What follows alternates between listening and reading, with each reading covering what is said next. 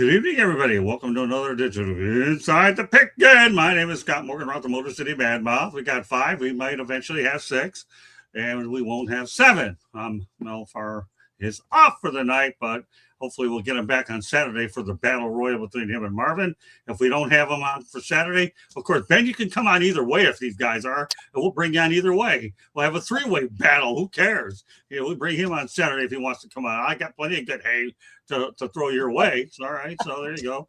And by the way, I did win a ribbon over at Toastmasters today for doing the speech for 7 minutes and 45 seconds that I wasn't even prepared for, that I didn't prepare in advance. I just winged it off the top of my head like Candy does with her fire-up show. So there you go. Tommy's in the house. Welcome, Mr. Shanahan. How's it going? All right, we got the Candy Woman. Glad to be here talking my favorite sport with some of my favorite people. All right, and we got Marvin. Hey, it's a great day to be a Trojan. Beat TCU. There you go. That's a pretty interesting game to watch later on. I'm glad we only have one show. I might catch that one. And last but not least, Ben Troop. Man, always a pleasure to be on. Mel, if Mel is out, he's out. But if it's because of Marvin and I come on Saturday, I'm gonna be like, Mel, where were you? Like for real, like where were you on Tuesday night? Put location on your phone so we can see where you are. Well, you know what? We're going to bring you on Saturday no matter whether he shows up or not, because I have a feeling it's going to get interesting. I'm going to make sure if I have to fine-tune those topics, I have a 3-ring circuits. I don't care. It don't make any difference. Oh, we're having 3 on there. What the hell is the difference? All right. Let's get to the business. I know Ben is going to be in and out of here on time doing what you got to do, but we're going to start out with this one. And that's this, okay? Lee Corso says he can't watch College Game Day and hates retirement. He says that he misses a flying around the country doing the show and he says in plain words, retirement sucks. To this guy's credit, though, if you're an older guy and you've been doing it a long time and now all of a sudden he's been forced to retire, I can see where, Tommy, it might be a little bit of a come down for Lee. I really can. Yeah, if he really misses it that much, it's understandable. What can they do to make him part of the show? You don't want him alive because he's getting older and right. He stumbles a lot. But maybe they can do some kind of video thing with him, recorded. Yeah, I mean, I think he's in his 80s. I understand that he's had health issues and all that. So I understand that he had to retire, but you can't. I mean, he's a hard guy not to miss with those little. It's a common story. It's a common story among coaches and other professions. The guys that they don't have hobbies or that they don't fish, they don't golf, whatever. When they retire, they don't last very long. Yeah. All right, we got Skates 24/7. What's going on? We're going on. All right. All right, Candy, your thoughts about Lee Corso? Well, just to give you a little background, Scott, he's actually 90. So wow, was he 90? Wow. He is 90, yes. He was born in Illinois. He's had a long coaching career as well as a head coaching career. And now, he's been broadcasting on College Game Day since its inception back in 1987. To give you an idea, that's the year I'm going to age myself now, but that's the year I graduated high school back in 87.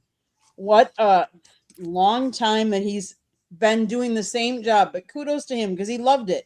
And when you love what you do, it's not really a job.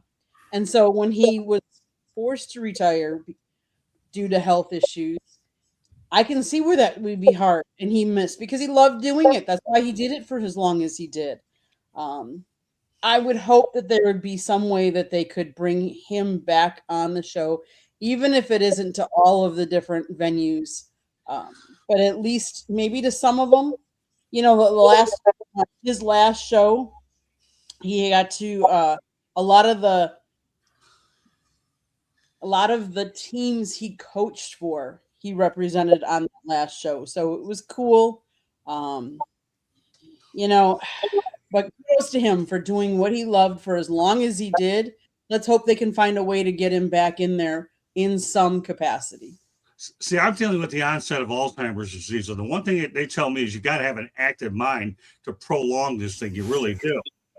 And the thing that's important, as I mentioned this, is when I had a grandmother that lived until she was like 90, I would go over there to see her one time from time to time and keep her active. The more you keep senior citizens active, the fresher their mind is. And Ben, that's what worries me about Corso is he wants to be active, but yet we know that he can't deal with the rigors of the travel, and he does make mistakes. So you're in a kind of like a catch-22, and I really feel for the guy because I haven't been able to drive as much as what do I got, Katie? Like 1,600 miles on a Honda Odyssey, and I'm used to driving 1,600 miles to me than you actually have. It's tough. Yeah, more participants so far, yeah. But it is what it is. What's the topic? What are you guys talking about? Stay tuned, Grand. Okay, go ahead. I wonder if there's some implication there, Candy, of what I think it is. But go ahead, Ben. Pick it up from there. I would say this about Lee Corso. Most people in their profession are really, really good. They've had really, really great moments. Most people are not the greatest. He is the greatest. And technology has come way too far for you not to find something for him to do on game day. You could do something because he's earned that. I give Kirk Herbstreit a lot of credit. They said that Kirk Herbstreit said, look, as long as he want to come on this set, I'm going to sit right next to him, and I'm going to give him all I can give him, and I'm going to help him. How many people are living to be 90, period? Let alone, man, I retired at 90 or 89 or whatever it is. Right. He's old, Dad. And, like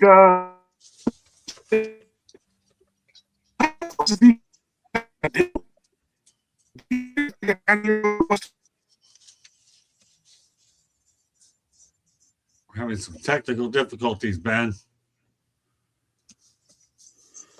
I think Ben's having some technical difficulties with his internet. Yeah, it is. Well, Take over, Marvin.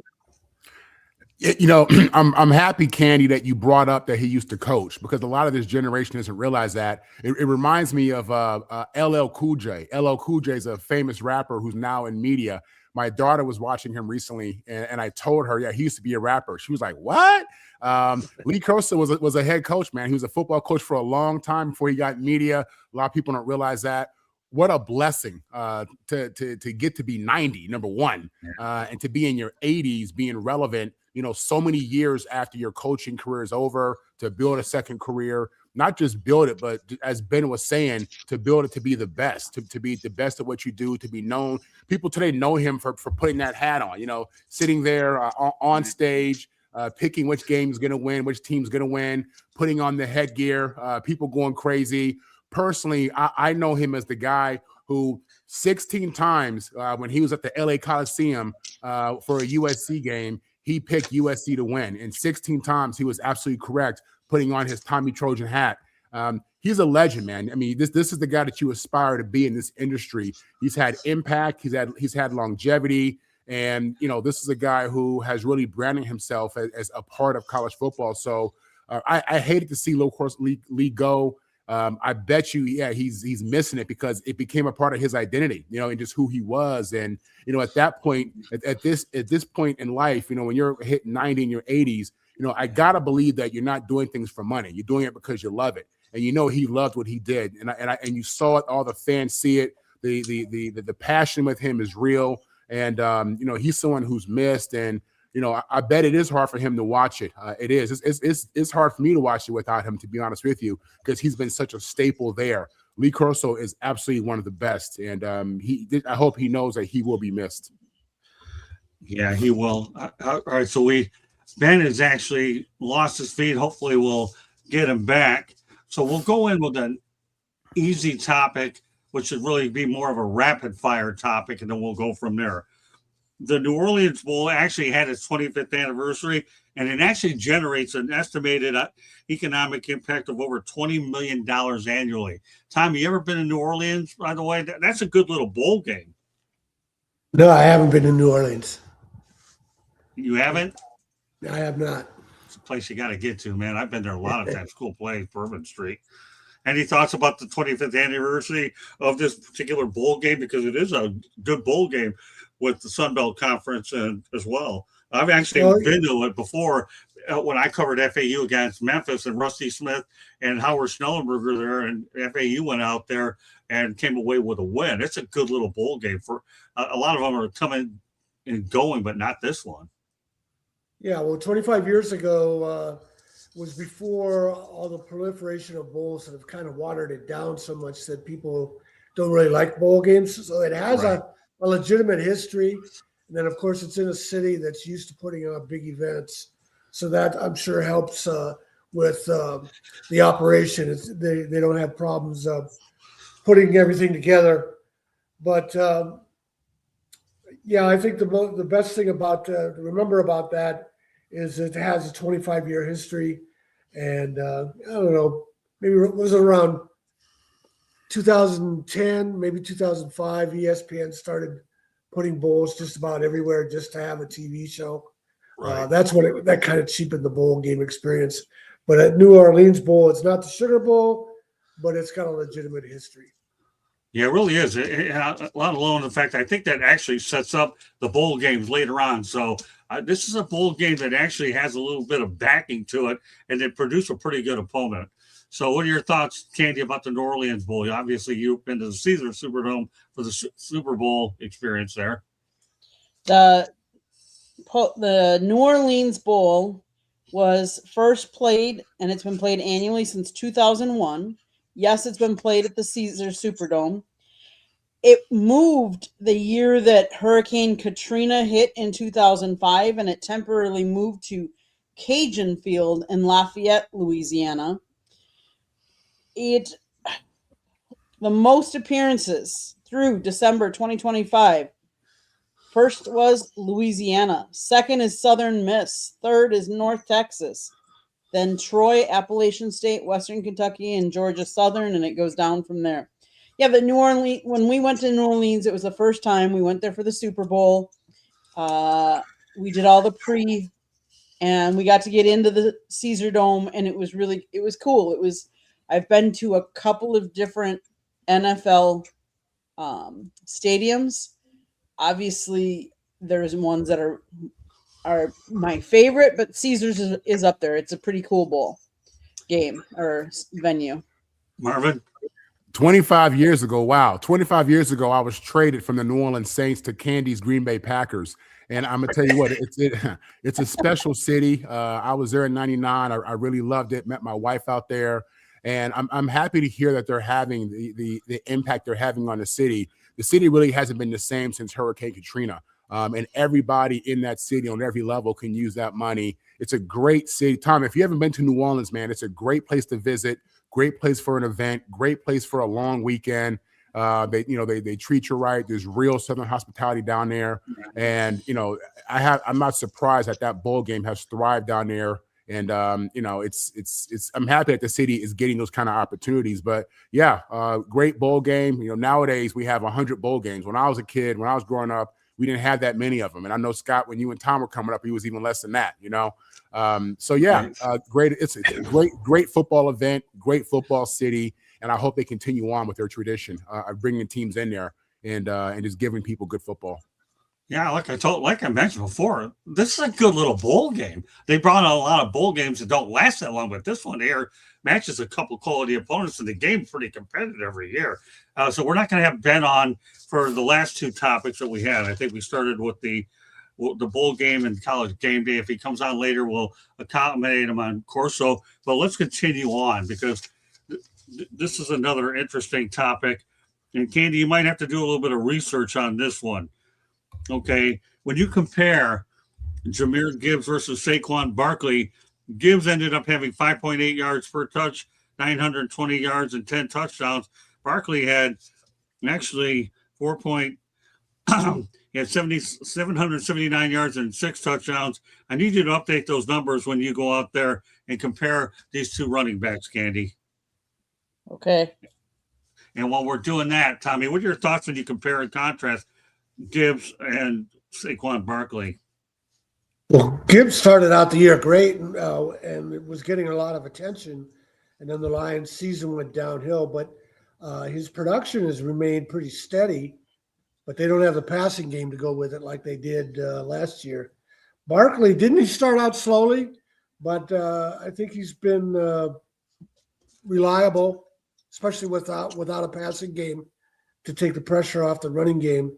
Right. There's still two great backs, but the results have been mixed for both teams.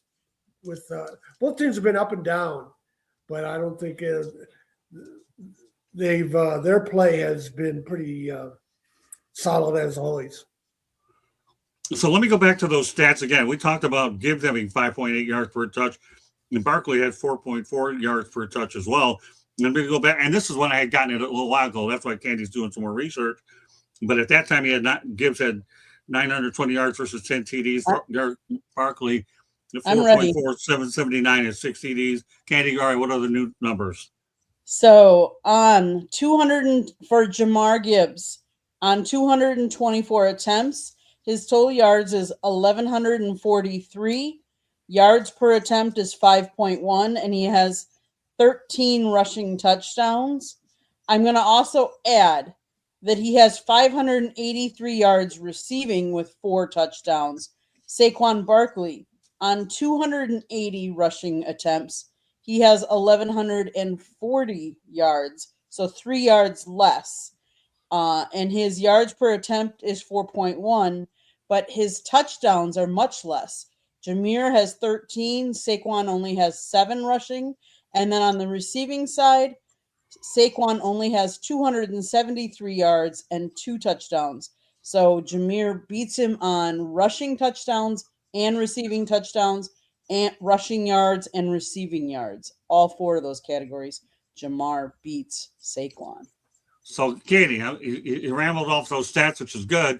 But if you had to pick one or the other, which one are you leaning with? Well, especially if you're playing fantasy, I'm going to take Jameer Gibbs. Okay, that's a good answer. All right, Marvin. Yeah, what I love about these guys, and I'll lead with Saquon, is, we're in a day and age where we're playing the spread offense. The NFL's doing it too, if you want to be honest. And, we've the narrative is that we've gotten away from the running back and how important the running back is. I grew up in a day where the offense went through the running back. The quarterback was the second dude. The running back was everything. You know what I'm saying? So Saquon reminds me of those old school backs, guys he's not sharing time with anybody. He's the guy. He's the lead offense. If you want to talk about Jalen Hurts and his success and just, what's happening with the Eagles offensively and any of their success, you have to start with Saquon. And, when you talk about he only had seven touchdowns, Candy, I'm a blocking fullback who had 1 carry for 1 yard in his career. So 7 touchdowns is Hall of Fame to me compared to what I was doing, Right. He's the man, though. Saquon really gives that offense an opportunity with his presence. And I love to see, both Saquon and Jameer able to operate old school, like a Roger Craig, a guy who was tough, running the ball in the middle, had great speed, but also can kill you in the passing game and the receiving game. That's what these two guys really represent. Saquon's a guy who is on track for the Hall of Fame. I think at the end of his career, when you look at, what he's been doing, his numbers, at the end of the day, he will be a first ballot Hall of Famer. Jameer Gibbs, man, amazing player. His stats speak volumes. It's funny how he's averaging over 5 yards a carry. So what does that mean? You give him the ball every play, and he's gonna get 5 yards every time and have a first down in 2 plays. I mean, it's remarkable when you consider that when he's in the game, when Jameer Gibbs is in the game, the defense knows he's the threat. They realize he's the guy that can beat you on the inside, beat you on the outside, beat you in the pass game with the wheel route. I mean, he's explosive. So I love watching him play, and I love what he brings to the game. He's sharing time in the backfield with Montgomery, unlike Saquon. But Gibbs is definitely a guy who I think can carry the load and be that single back. The numbers, the discrepancy there between the two of them don't really mean a lot to me because at the end of the day, with Saquon especially, he's a game breaker anytime you give him the ball. There's potential for him to take it 80 yards every single time. So don't let those numbers fool you. Okay, Ben, we're going to get you caught up a little bit. How's that? All right. First of all, give me a rapid fire on Lee Corso. I know you were on to some before you ran into technical problems. Finish your thought there. No, I think Lee Corso, simple and plain, we have come too far technologically to not be able to make sure a 90-year-old can come on. Come on, man. Peyton Manning ain't never been on no set, him or Eli, right? And they've been in media now for the last 2 or 3 years. Lee Corso deserves an opportunity to be on game day. I don't care. He said that he was leaving. He's earned the right to change his mind. Let's find a way to get him on there. And look, if he's in his home, walking around, talking about the games, he's earned that. And I think the world will want to see that. Okay, next thing you talk about New Orleans Bowl. You ever played in it? I know it's a good little bowl game though, and it's a pretty competitive one. I have not played in the I have not played in the New Orleans Bowl, but I have played in the Sugar Bowl. Played in the Sugar Bowl my freshman year. But the consolation prize was the 2000 Miami Hurricane. So it got real ugly, real fast. When you talk about Santana Moss and Reggie Wayne and Clinton Portis and Andre Johnson and Jeremy Shockey. I'm just talking about Al Blaze and Ed Reed. That team they were cheating. That's how good that team was. I don't remember much about the game, but I do remember being on Bourbon Street getting in a fight with Miami. I don't know who I hit. I just know I didn't get hit and my face didn't show it. So that's the only action I gave all week, just being in a fight on Bourbon Street. Okay, now we'll go to the next topic since we got John here for that one. I know you're going to have to get off for a few minutes, so we'll just juggling these around to get you as many reps as we can on these. So the other one we're talking about here, why don't you just compare and contrast Jamar Gibbs and Saquon Barkley? Who would you rather have? Which one would you rather have? Oh, my God. I mean, you talk about 1A and 1A. Who would I rather have? Yeah. Who? I would rather have Saquon because of how much he scares defenses. But for longevity, I'd rather have Jameer because Jameer has been really, really, really productive and he shares the rock. And that's the new thing, right? That elongates your career. And he's been, I mean, people forget Jameer Gibbs is 23 years old. He's only been in the league 3 years. I think he got almost 60 touchdowns or something. He's very productive. The thing about Saquon, I mean, you talking about built in a lab. My God. I mean, I remember his days at Penn State. I echo what Marvin said. Pure running back, give me Saquon. Just pure running back. But longevity and being able to get the most, I want a lot of production, but I don't want to have to give you the bulk load of the carries. I'll take Jameer Gibbs because Jameer Gibbs is like the second coming of Alvin Kamara. That's how he plays. Real slashy, right? And Georgia Tech, you recruited him out of high school and you let him leave to go to Alabama. What are you doing? You had Jameer Gibbs on your team. But this is one of those situations. Somebody asking you, do you want a ribeye or do you want a filet mignon? You can't go wrong with either one, right? It's 1A and 1A. So I would take Saquon because I don't think I would ever pick any running back over Saquon. It's not even Derrick Henry, and I know what he means to do. But Jameer Gibbs, man, you talk about a guy that say, just give me half the carries. He hurts you in 3 ways, Jameer Gibbs. In the run game, in the pass game, and in the screen game. He can hurt you bad. Right. But Saquon, he might be listening to Saquon. You know I would take you, right? You Saquon Barkley. Let's stop playing games. A 2,000-yard rusher, Saquon Barkley. But love both of them. You know what you sound like right now? You sound like a yo-yo. You got me confused. Who you want now? I will take Saquon. If I'm a GM, I'm not going to be the GM for the Giants. I don't know why he still got his job. I'm keeping Saquon on my team, and he's going to be Barry Sanders. You're going to have to retire from football because I'm never letting you go. Ever. I'm telling Saquon the same thing I told my wife. You don't got to like it, but we're going to be together forever. You don't got to like it. We're going to be right there together. I'm just telling you. That's how it goes. Eddie, thanks for the birthday greetings. This guy got me upside down. Please, all right. But I love him for a reason. He still got me confused about who he wants because he goes Saquon. Right. So I'm gonna have to. So am I gonna have to put on that thing? Who is that? Who Wants to Be a Millionaire? Who's the guy that hosted Regis Philbin? Is that your final answer? Saquon? That is my final answer, unless I can phone a friend, and the friend I'm gonna phone is Marvin. If I can phone a friend, I'm gonna call somebody. That way, it wasn't my decision alone. Well, as you should, man. No, is your friend because he's not on tonight. So he's the one you phone. Marvin, you got him here. I'm kidding with you. Yeah, it's great. That was pretty fun. I love the camaraderie that these guys. Yeah, you know what? Eddie Gibbs is pretty darn good. He really is another Alabama guy that's done pretty well. All right, so you have to get off in 6 minutes. You know what we're gonna do? We're gonna start you on this segment, and then we'll turn it around with everybody else. So obviously, there's a report that Texans quarterback Arch Manning will take a pay cut next season to support the Longhorns' pursuit of a national title. I think it's refreshing that he's willing to do it. But keep in mind that at the beginning of October, they were out of the top 25 entirely. It took 5 weeks for this to happen. The previous record was 12 weeks by USC in 2012. The Longhorns have a date, obviously, with Michigan in the Cheez-It Bowl in Orlando on Wednesday. Okay, Tommy, how would you size up this whole thing with Arch Manning, first of all? I hope he's on top of his game against Michigan and beats them badly.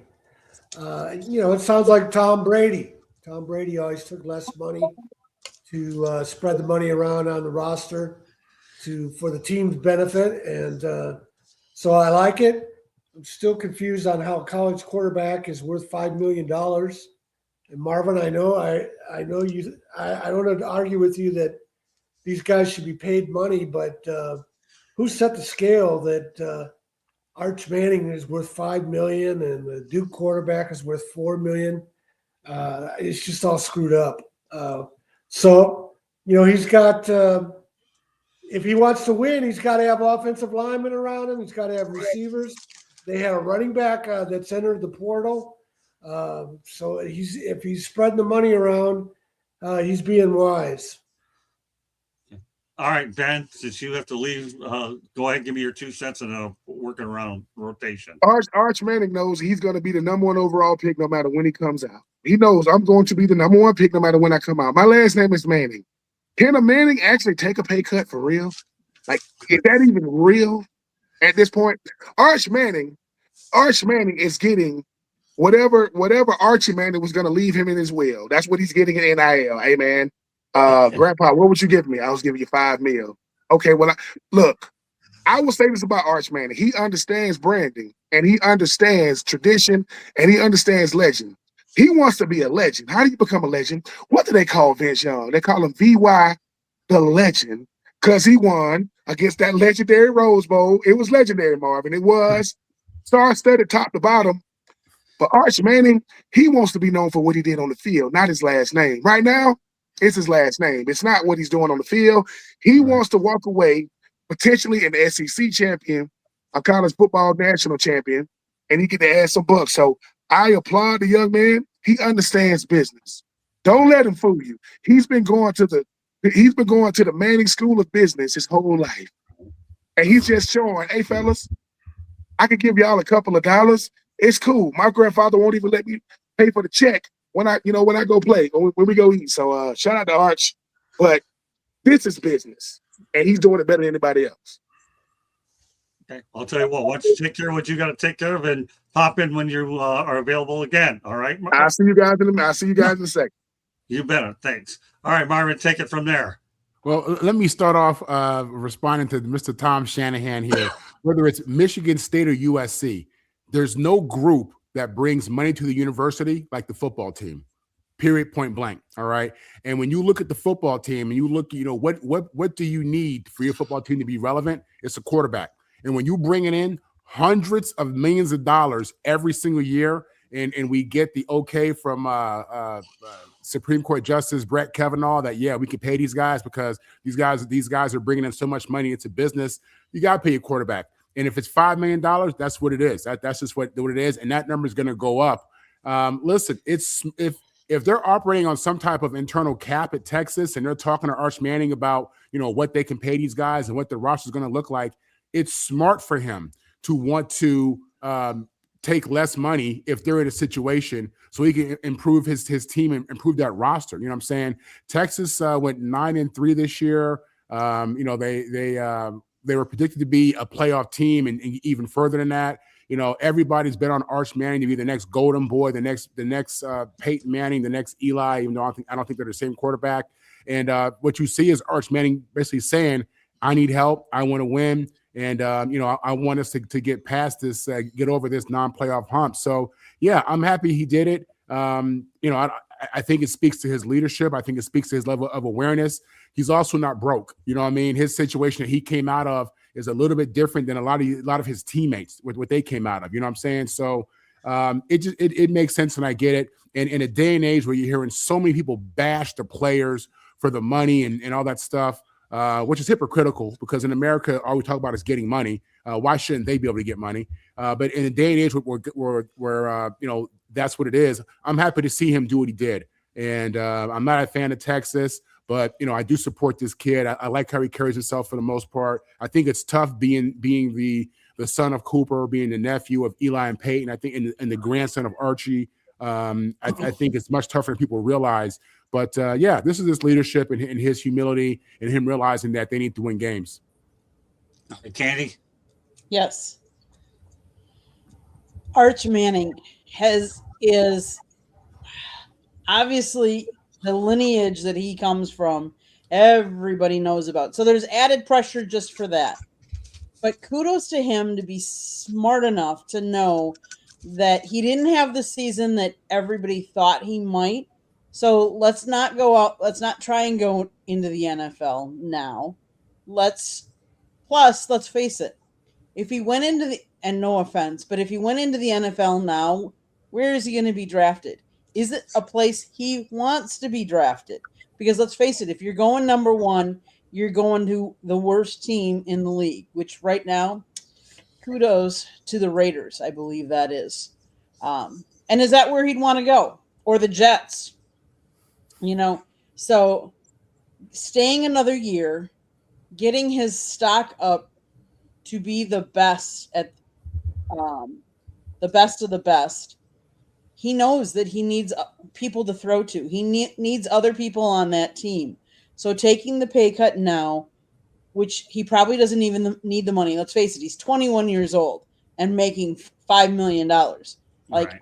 We all could just say, wow, at 21, what were we doing, I just hope that with all of this NIL money that we are throwing these young students, and yes, they're supposed to be students because they're going to college, that we're giving them the financial resources to help them with the money, and so they keep the money and they're not throwing it all out on let's say, I want to buy Powerball tickets because I want to win exponentially money. But kudos to him, because really to know that he needs another year of college before going into the NFL, as the NFL game is a different game. So kudos to him for staying. Kudos for him taking a little bit less money so they can spread the money around so he can get better weapons, which can only help his case. Yeah, I mean, again, I'm like you, Candy. I'm glad that Arch Manning is going to come back for another year and to get a little bit more experience with Texas. And if he's willing to take a few dollars less, more power to him. I don't think he's ready to make it to the NFL.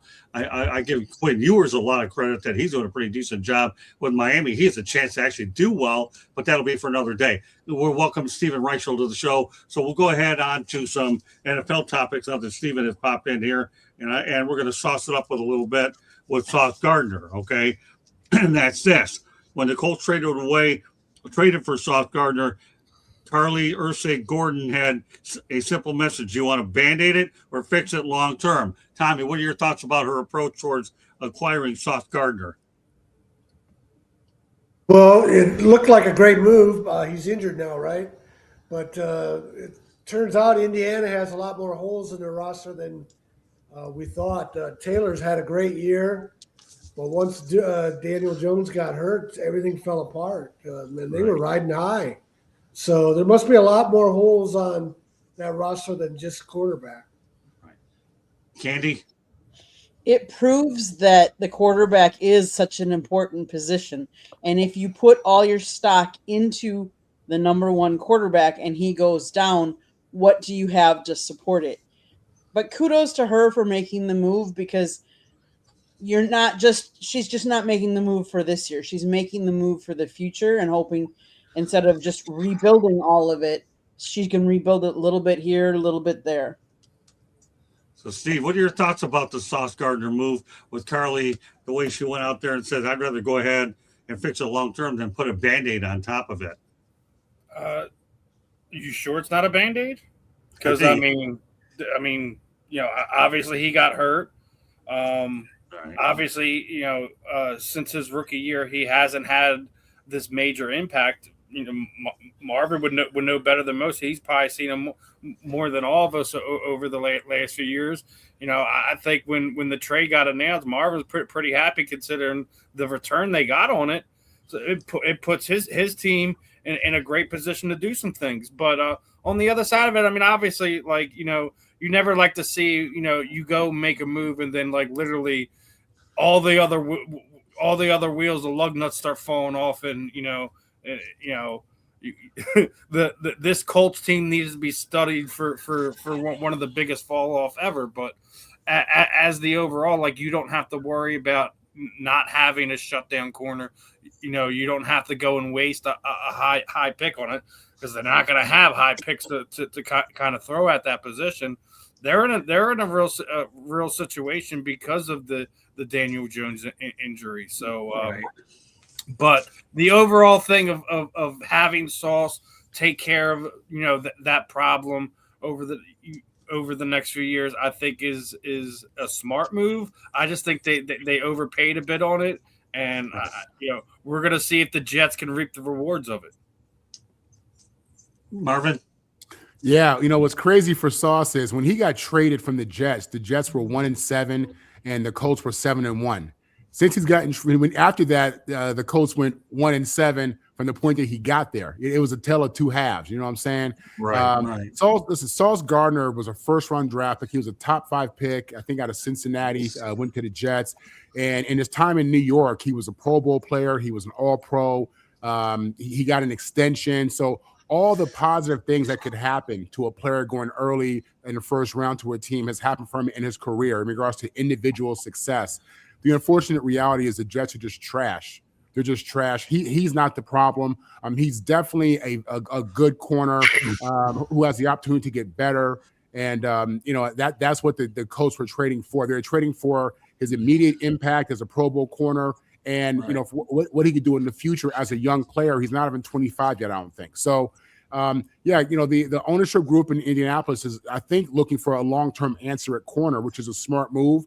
I like the move by the new young owner. I think she's doing a good job with that mentality. But unfortunately, Sauce got hurt. The Colts were out the playoffs. So now what it comes down to is, are they serious about keeping him on the roster long term? Because again, I do think that he's going to be a good player for whoever he's playing for, just given the success he's already had early in this league.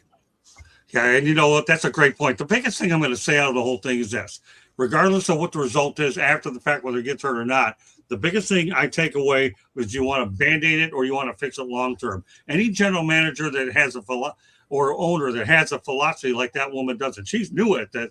I like where that woman's mind is at. I really do. I want to fix it long term and not band-aid it.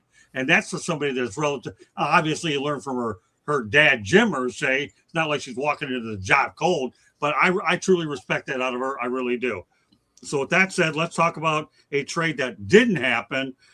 And in August of 2023, the Packers explored a trade for star running back Jonathan Taylor, but talks ended when the Colts asked for Christian Watson in return. As a result, it was a declined trade. Tommy, some thoughts? Jonathan Taylor is he's the new Saquon Barkley. So the Packers had the right idea, and the Colts had the right idea to keep him. Candy? Oh, how I wish they had made that trade. Christian Watson cannot stay healthy. I'm sorry, he just can't. He's had injury problems. I would take Jonathan Taylor over him any day of the week. Marvin? If that was a straight up trade, player for player, I'm shocked that the Packers wouldn't take that.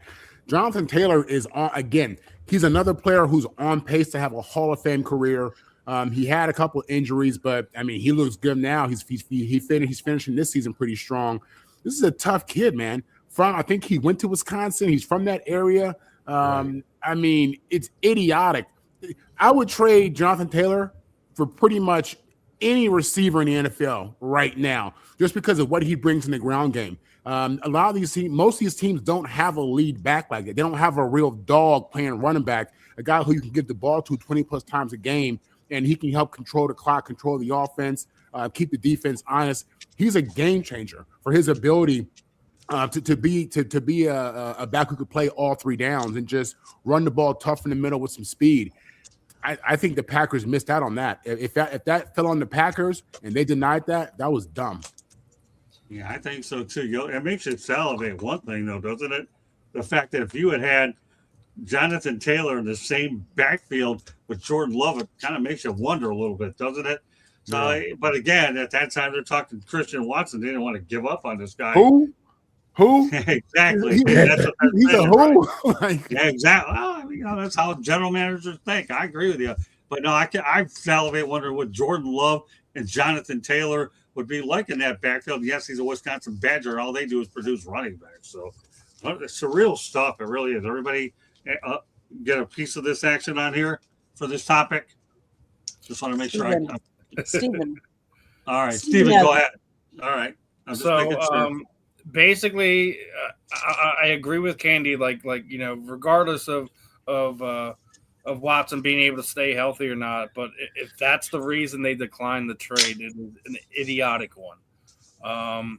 We all remember, JT was trying to get his contract. He was willing to hold out. He wanted to be compensated for what he felt like he was worth in the market at that time.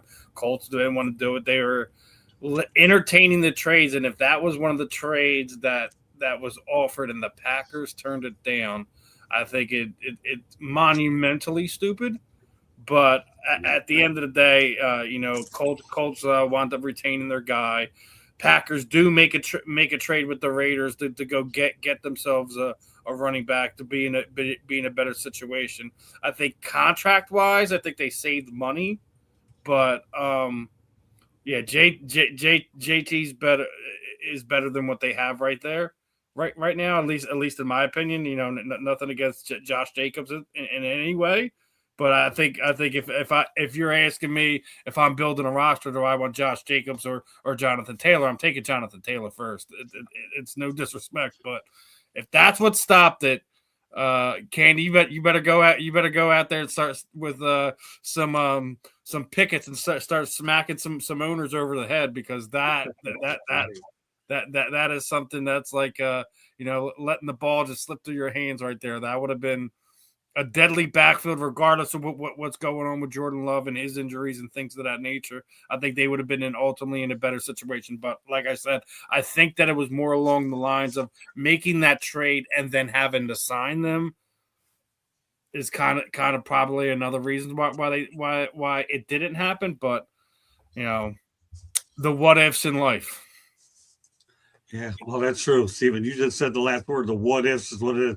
I still say, what if we would have had Jordan Love and Jonathan Taylor in the backfield? I'm still going to stick with it. All right, let's talk about the pros here.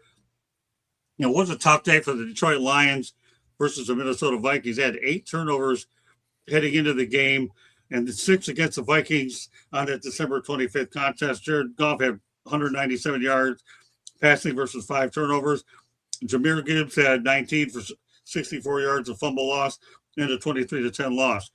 The Vikings beat the Lions with just, get this, 3 net passing yards and became the 3rd team in the past 40 seasons to win a game with fewer than 10 passing yards. That's, Tommy, those numbers are just tough to make up. Yeah, both teams have had just baffling seasons. It was only a year ago they met in the last game of the regular season with 14-2 records. Then they've dropped off to this. So it just tells you how tough the NFL is, especially when you're talking about injuries impacting the season. Year-to-year success is difficult in the NFL. Candy? Yeah, this was a sloppy game. It was not a pretty game. Anytime you turn the ball over 6 times, I'm sorry, you do not even deserve to win. 6 times is just crazy. I mean, you think about it, Minnesota didn't turn the ball over at all. And with that, Dan Campbell and his I've got to go for it on fourth down. I don't trust my kicker. I don't trust my punter. I got to go for it. That doesn't always work either. And the Minnesota's defense came to play against the Lions, and I realize the Lions are very depleted because of injuries, but there are a lot of teams that can say the same thing this time of year, especially. So it was not a good showing for the Lions. I guess they miss Ben Johnson more than we all thought. Yeah, I mean, Jake Bates is a heck of a quick kicker, and yes, they definitely missed Ben Johnson for sure. Steven? Listen, as many turnovers that Jared Goff had in that game, I don't ever want to hear he's in an elite conversation for anything. Anything. That was absolutely putrid. Yeah, and it's I could be being overly hard on Jared Goff. I put more of that loss on him than I do anyone, because that's what it is in the NFL, right? You win and you're the quarterback. Doesn't matter what happens that you're praised for. But if you lose and have a performance like that, it absolutely falls on your shoulders.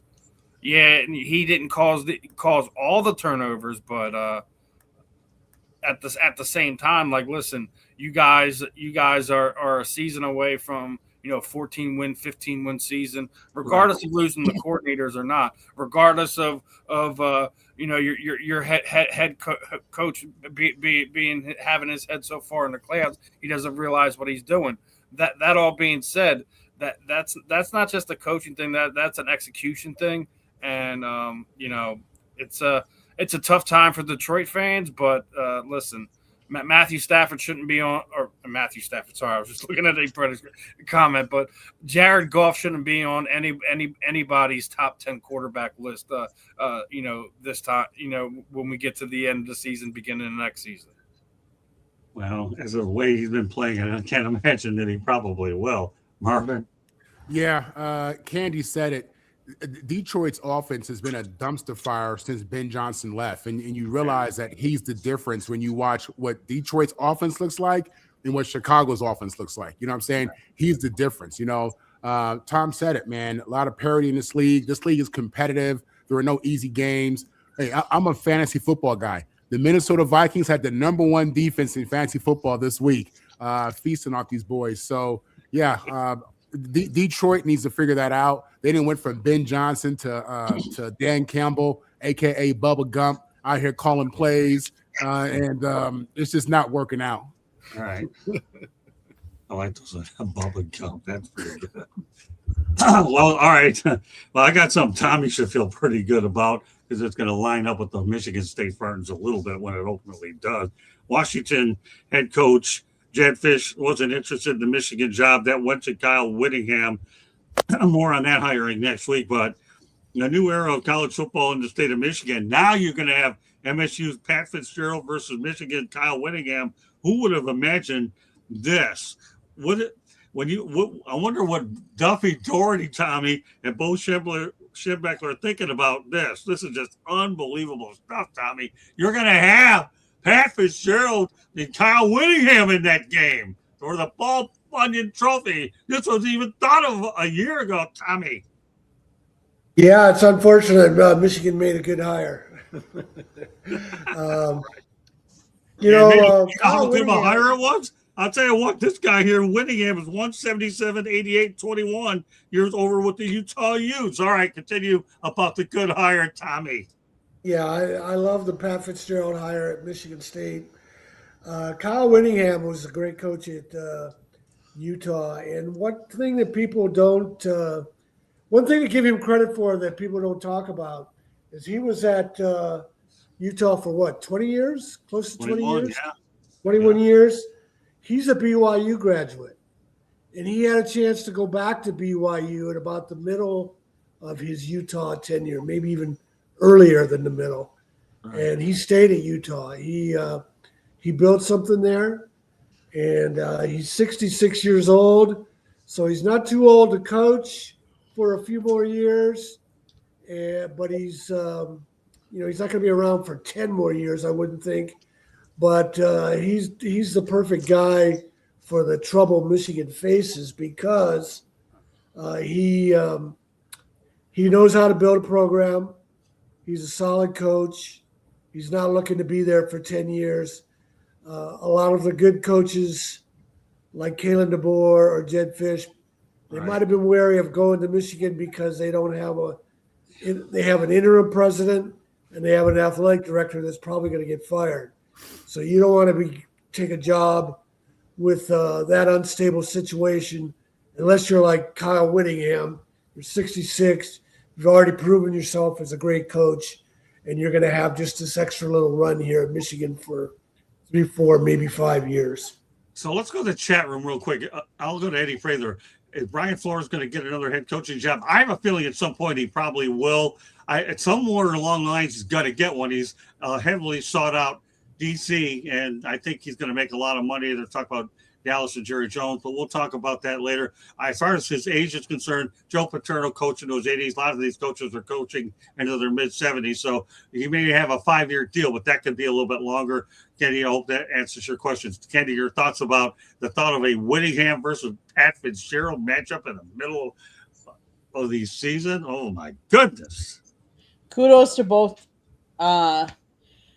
teams because, let's face it, Michigan has had a history lately of hiring the wrong people, the wrong culture, and they need to turn it around. So Whittingham, yes, he is the winningest coach in Utes history with a 177-88 record. And he says he's got lots left in the tank. So he's ready to go. He wants to fire up. He wants to get the Wolverines back to the playoffs. That's our expectation. That's my expectation. Big Ten championships, obviously, get to the playoffs. But if you get to the 10-win mark, that's usually a pretty good indicator. So he wants to grow the program back to what he knows it can be. And as far as Fitzgerald, that's another good hire.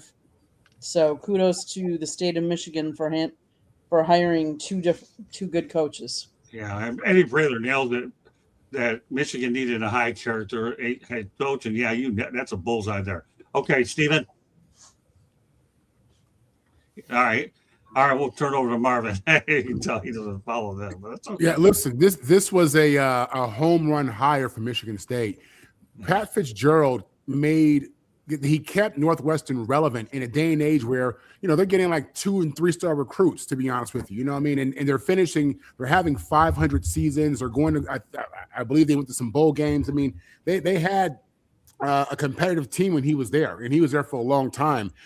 Definitely the biggest story is Kyle Whittingham, because as an SC alum who's familiar with the Utah program, Utah was tough.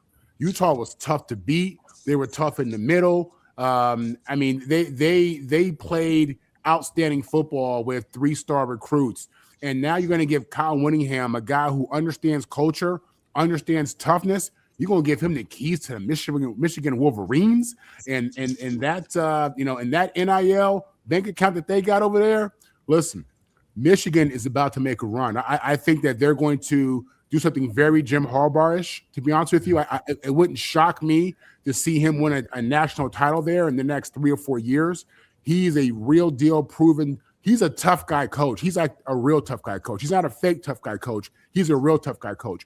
And I can say the same thing about Pat Fitzgerald as well. 2 great hires for the Big Ten, no doubt about it. But definitely the bigger win is, in my opinion, going to be at Michigan, just because, again, I think they have a higher profile. I know Michigan State just got a pretty big NIL donation, but man, Michigan's about to be rolling. Well, here's what you have now. Okay, what you have is this: Bryce Underwood was headed to the transfer portal. He really would have. He just wanted to see what this hire was, and now that he's got Whittingham, and I think they're probably talking about bringing his offensive coordinator. I think Tim Beck there, who led the Utes to 41 points a game. Now all of a sudden, Bryce Underwood is intrigued. And I'll tell you, he's a guy that Whittingham will get him to the NFL. That's what makes this whole situation as interesting as it is. So, yeah, Eddie Prater, that Fitzgerald did a great job at Northwestern. He really did. So Michigan got the hire in at the right time in an effort to entice some of their players. So I think the portal opens up on Friday, if I understand correctly. I don't know. I'm almost certain it is from what I've read. You know what we're going to do is we're going to go to our first station break. Candy, go ahead. South Florida Tribune Publishing Company published a book, Lessons from the Microphone, Tuning into the Enduring Wisdom of Visionary Leaders. It is written by our host, Scott, the Motor City Madmouth Morganroth, talks about his 40-plus years in the industry and how it has evolved, old school media versus new school media. Get your copy today. It's available on Amazon, Barnes & Noble, Kindle, Google, and Apple Books. There's also a link on our website, www.southfloridatribune.com, where there is a plethora of great content, so go check it out. If you like to listen to podcasts, you can find us wherever you get your podcast. If you want to advertise or sponsor a show or be a guest on a show, email us at southfloridatribune@gmail.com. But most importantly, if you see that red subscribe button in that lower right-hand corner, it means you have not yet subscribed to us. I don't know what you're waiting for. You see the QR code in the top left. That is the link to our YouTube channel. Take a picture of it. It'll take you right to it. And then hit subscribe. Tell all your friends and family. We don't want you to miss any of our great programming, so turn on that notification button, and you'll be notified every time we go live. Back to you, Scott. All right. Well, you know what? There have been more Popes than there have been Steeler head coaches since 1969. There's been Popes. There's been 6, and the Steelers have had 3 head coaches. You've had Chuck Noll, you've had Bill Cowher, and Mike Tomlin. What are your thoughts about this one, Tommy? Mike Tomlin is a great coach. I can't believe Steelers fans want him to be fired. Right. It's unbelievable. Would they have yelled to fire Chuck Noll or fire Bill Cowher? Tomlin, I don't think he really has that much talent to work with. He's getting the most out of it. Right. And then I think, the other thing is, in this day and age, after 10 years, sometimes a team wants to hear a different voice. Right. So Tomlin might be better off going off to a different franchise, but I don't think there's any question that Tomlin's a great coach. If I'd be surprised to see the Steelers fire him. But if Tomlin decided to step down and they do hire a new coach, Art Rooney II was the one who hired Tomlin. And the Steelers don't necessarily stay in-house. Bill Cowher was the defensive coordinator with the Kansas City Chiefs when he got hired. Tomlin was the defensive coordinator at the Vikings when he got hired. Right.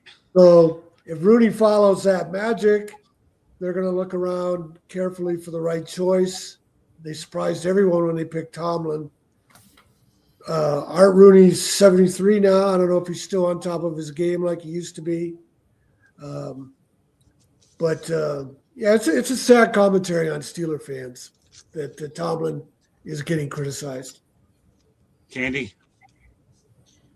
I've always said, if you're going to fire a coach that is as proven and has had the history that he has had, who are you? You better have a replacement in mind, because it's got to be someone that you think is going to do better. Because otherwise, why would you fire someone that's had the success that he has had?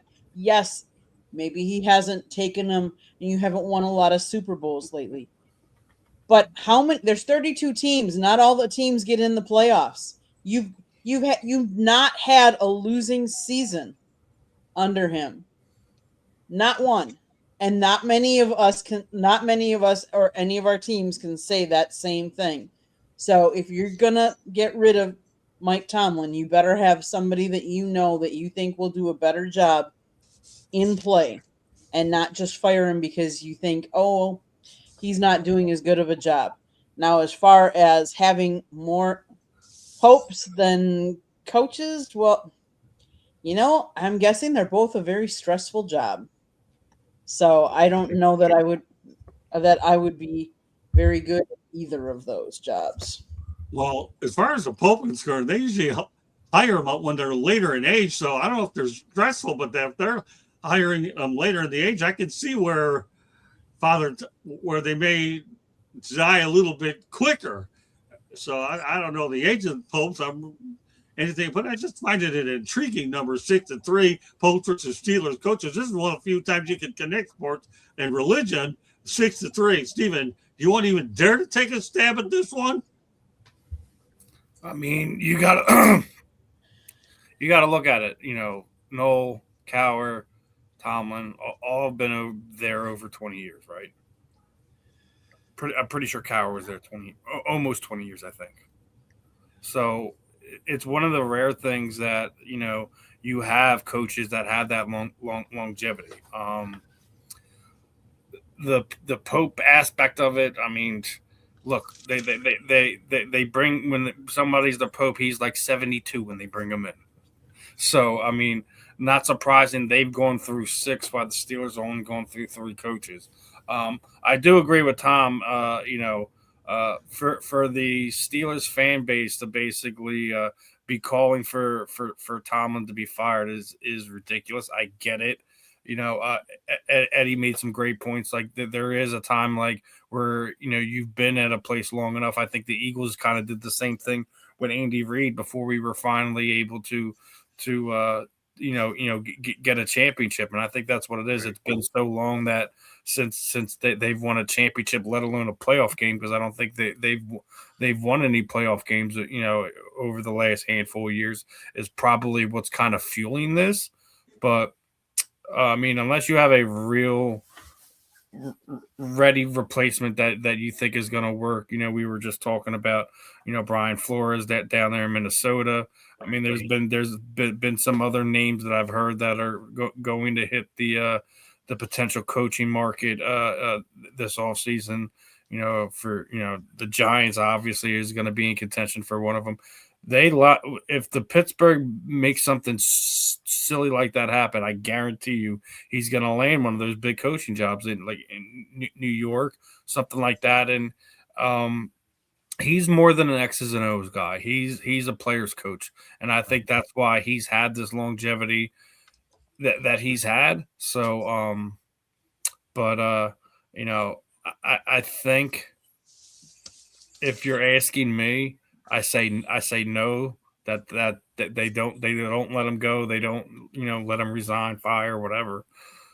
But that's not a decision for us to make. That's the Pittsburgh front office to make. So we'll see what this offseason brings us. I think it could very well hinge on who wins the game between them and Baltimore this week on if he stays or if he goes. But I think what it is that they're a franchise that for the longest time they had the most Super Bowls in the NFL. That's not the case anymore over the last 20 years, right? They're wanting that February success that's been eluding them, over the past decade or so. So I would tell fans to relax. Give another thing Tom mentioned. I think he is getting the most out of the guys that he have there that isn't that great. That they don't have a great offensive line. They haven't had it playing at quarterback, at least for the last 5 years. So, I think if you get him a young quarterback that can work within whatever the offensive coordinator wants to do, kind of like when they drafted Roethlisberger, right. He was a teens draft pick. He wasn't all there. So, he wasn't a top pick there. So do your due diligence in the draft. See if you can find somebody that way. Cause obviously, Aaron Rodgers doesn't have the fountain of youth and he's probably not going to be back there next season. Good points all the way around. And let alone the fact that you're right. I mean, when you look at Mike Tomlin, if he were to be let go tomorrow, he could get a job within 24, 48 hours, his one would be ringing off the hook. So if I were Pittsburgh, I think long and twice about letting him go, knowing full well that he'll land, he can get the job he wants. I wouldn't be surprised if some of these teams would fire their existing coach to get him if they felt they could get him. That's how good Mike Tomlin is. I think the Raiders would fire Pete Carroll immediately. Well, they may fire him anyway. I don't think he's going there. Not if he knows what's good for him. All right, Marvin. This is just a reminder that football fans, the majority of fans, the large majority of fans who are so vocal and wear all their team gear, they have no idea what the hell they're talking about or looking at when they're dealing with NFL football. Mike Tomlin would be the hottest head coach free agent we've had in the last 10, 15 years if the Steelers let him go. All right. And Steve hit on it. The one thing that he's able to do that are tough for a lot of these coaches is connect with players and deal with players on a level where they respect him. Listen, Aaron Rodgers, he may be one of the most difficult people we've ever seen as a player, at least how the media portrays him. He ran to Pittsburgh. He's been great. Just his attitude, his demeanor, his interviews. He's been great. He's been a model citizen and a great teammate since he's been in Pittsburgh. You know why? Because Mike Tomlin controls the culture, is the culture, and has established a culture that players love, they thrive in, and they do well. In those, how many sports do you have where a head coach is there for damn near 2 decades and has never had a losing season? It's remarkable that he's been able to do that. You're right. If he became available, the Raiders, hopefully the Jets, and a lot of other teams would look for Mike Tomlin to be their head coach. This is a guy who spent 10 plus years playing in a division against Carson Palmer and Ocho Cinco and the Ravens. I mean, this guy has competed in a tough division for years and has always been competitive. So, and he's done it with players coming in and out, you know what I mean? And he's done it without having his Hall of Fame quarterback, Big Ben. So it is absolutely ridiculous that Steeler fans are saying this. If anything, the Steeler ownership group, I mean, they speak to continuity. They speak to real leadership. You know what I'm saying? They're not knee-jerk. They're not listening to the fans. They've had 3 coaches who are all going to be Hall of Fame coaches. That's remarkable. The fans should appreciate. It's unreal that there's any negative commentary about Mike Tomlin. All right, now I got a topic for the ages, okay? And I mean ages, and I mean ages, okay? If you were to bring back a bowl game, which one would you bring back? You got the International Bowl in Toronto, Canada from 2007 to 2010, the Bluebonnet Bowl. In fact, I think they used to call it the Astro Bluebonnet Bowl in Houston from 1959 to 1987, California Raisin Bowl in Fresno, California from 1981 to 1991, the Seattle Bowl, Seattle, Washington, 2001, 2002, aka we'll just call it Seattle Pilots, okay, round 2, because it didn't last very long. Okay, the Poinsettia Bowl in San Diego, California, 1952 to 55, 2005 to 2016. Oh, here's an even better one than that. We got the Refrigerator Bowl, people, out in Evansville, Indiana, from 1948 to 1956. We have the Florida Beach Bowl. That was in Fort Lauderdale in 2023. They must have played it over, Candy, at where Inter Miami used to play, because I saw the pink seats. I don't know. That only lasted 1 year anyways in 2023. Then we have the Bacardi Bowl. That was in Havana, Cuba, people. Donald Trump wouldn't like that one. But then again, that was before his time. 1907, 1909, 1911 to 1912, 1921, 1936, 1946. And do you think we'll ever see a bowl game in Saudi Arabia in 10 years? Well, we talked about this before. So let's just pare it down to one thing, Tommy. Give me one bowl that you would like to see come back.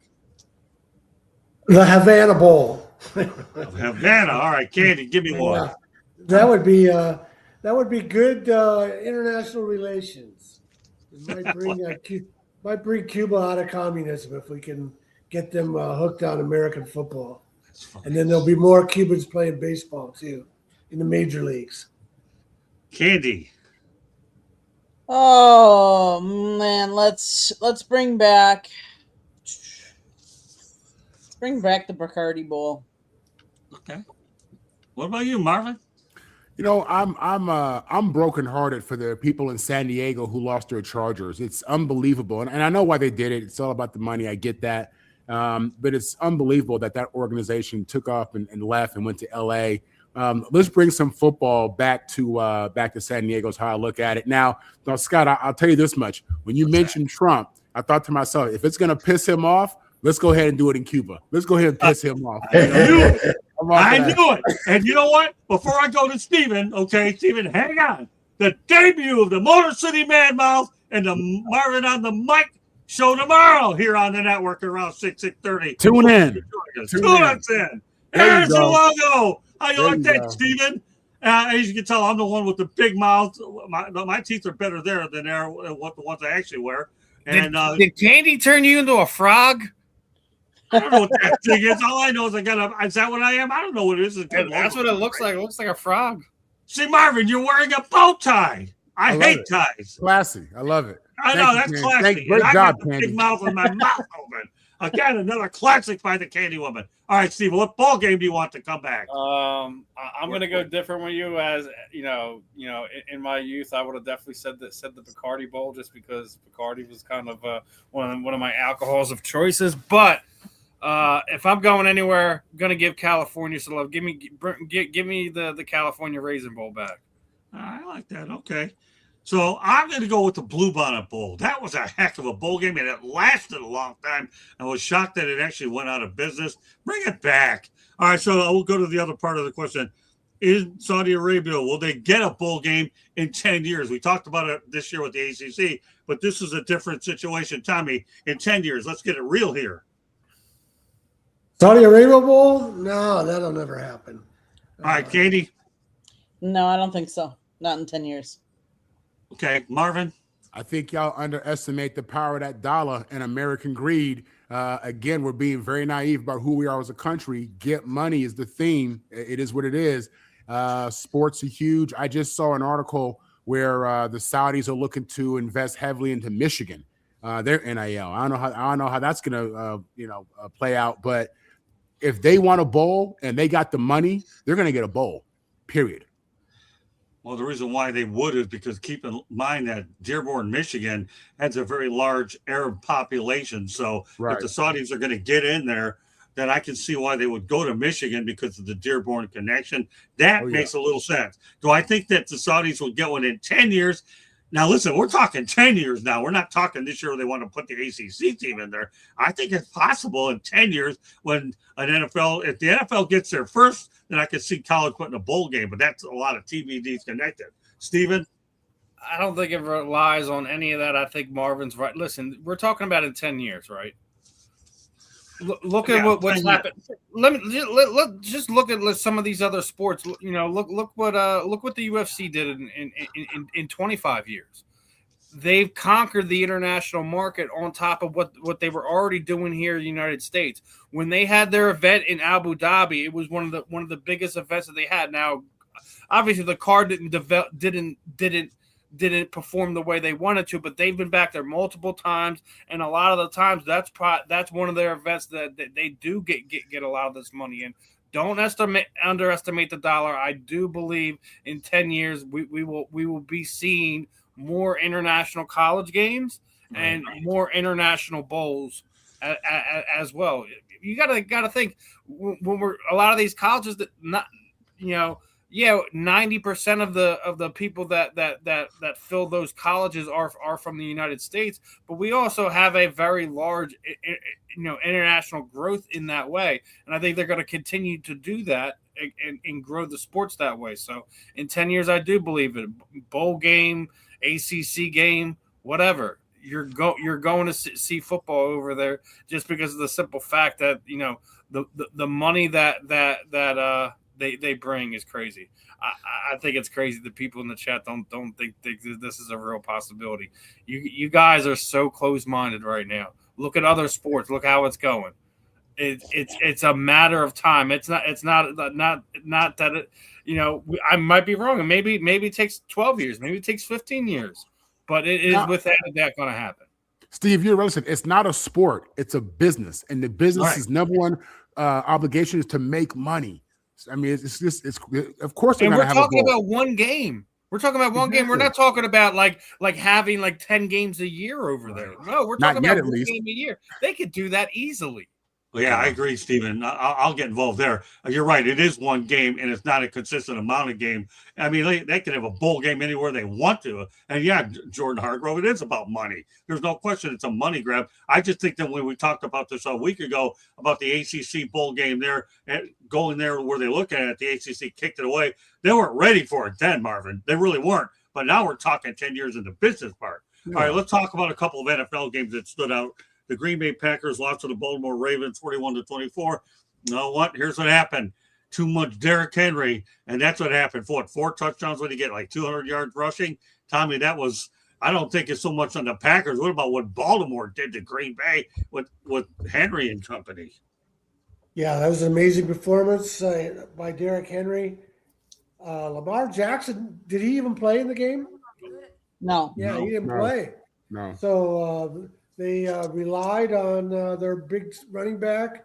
The Packers' defensive line must be decimated that they ran over him. I didn't watch the game. But that's the more befuddling thing is that Lamar Jackson has been struggling. I know he's been injured, but there's been questions about his attitude and that they were able to dominate without him. I would have never guessed that. Lamar Jackson was the Baltimore Ravens offense. So that's a big surprise to me. I would have never predicted that. Candy? I know none of you would have predicted it. Let's face it, it was backup quarterback versus backup quarterback. And who would have thought in that game there was only one punt? So you're talking about both backup quarterbacks. Both of them did a good job. But yes, the Packers defense could not find an answer for Huntley. They've been bitten by the injury bug really bad as well. When you went to get Micah Parsons, and we all know he went down, that was a big hit for the Packers. And then I believe in this game we had 5 different players that went out with injuries. And I want to say at least 3 of them were on the defensive side. And when I say went out with injuries, I want to say 2 or 3 of them were season ending injuries, and one of them maybe even career ending. We don't know yet, but just decimated with injuries. It was kudos. You have to give kudos to Henry. He was running lights out. He had 3 touchdowns in the first half.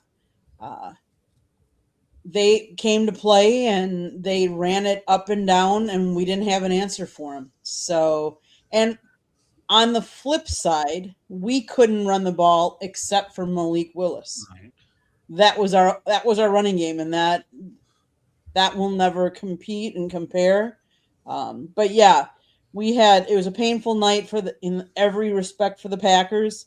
We had safety Zane Anderson go down with an ankle, defensive lineman Jordan Riley with an Achilles, cornerback Kamal Hayden ankle were all carted into the locker room.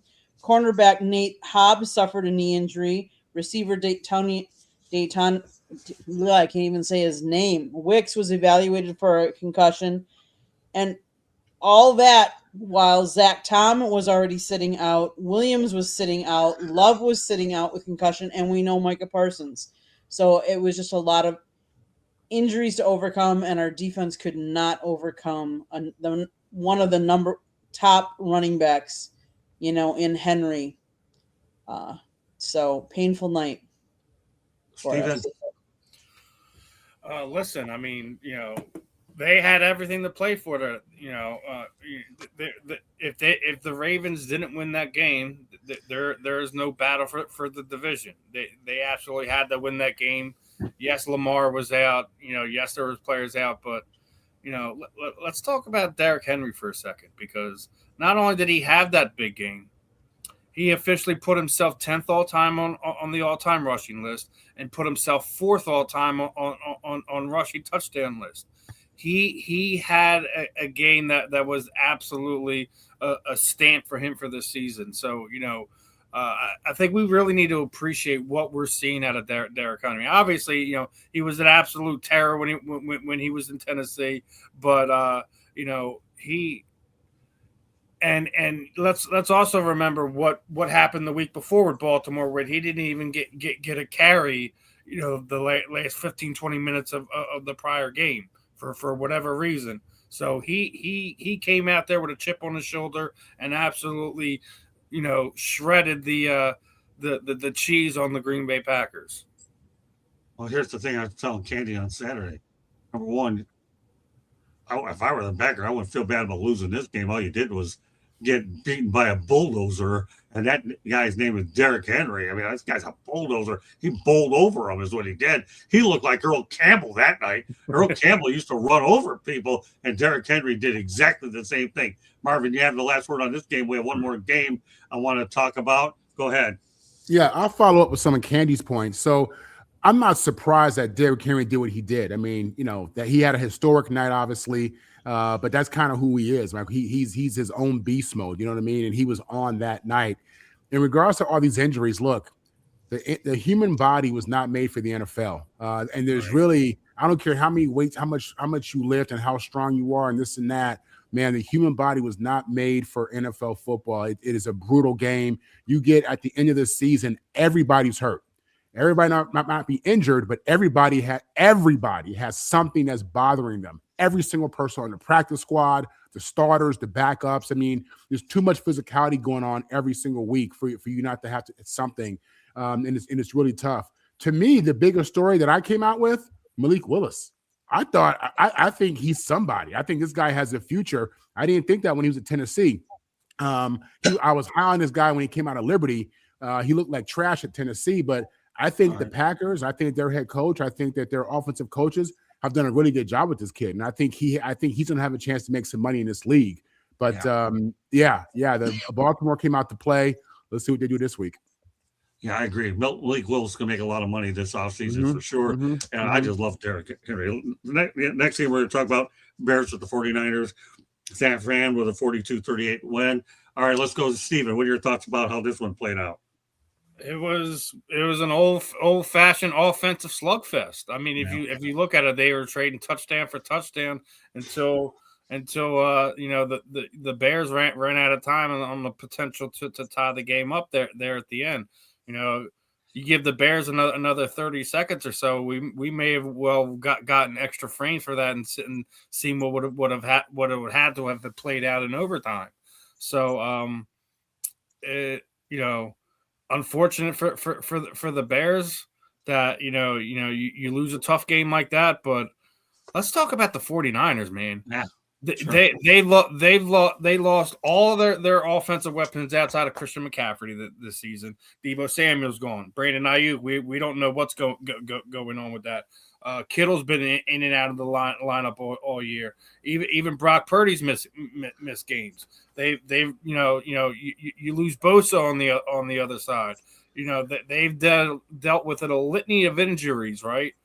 And yet they find themselves going into the last week of the season in a game against Seattle where they're going to be playing for the potential to have the number one seed and play at home potentially for the entire playoffs.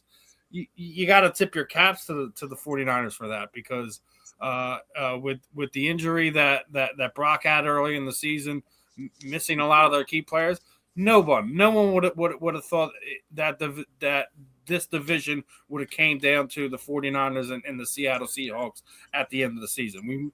We all thought it was what was it 2 weeks ago on the Thursday night game with the Rams in Seattle. So I mean, you got to tip your cap to San Francisco. It was a great game. Like I said, that's a good old heavyweight slugfest, and whoever had the most power win. Exactly. Rick just said it. The Super Bowl is going to be playing in Levi Stadium. So let's just say that the 49ers go on a run. They may be the first team to play every single one of their the postseason games in their home stadium.